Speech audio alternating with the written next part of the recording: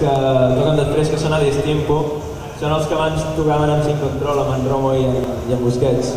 I també tenim en Ferran, que és el meu company d'Hora Baixa, que ahir vam iniciar Sota Sospita i després vam fer la mescla de la qual ha sortit Sota Sospita i Sin Control.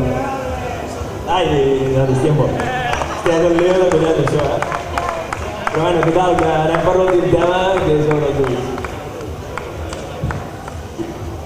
Queda clar, A Destiempo.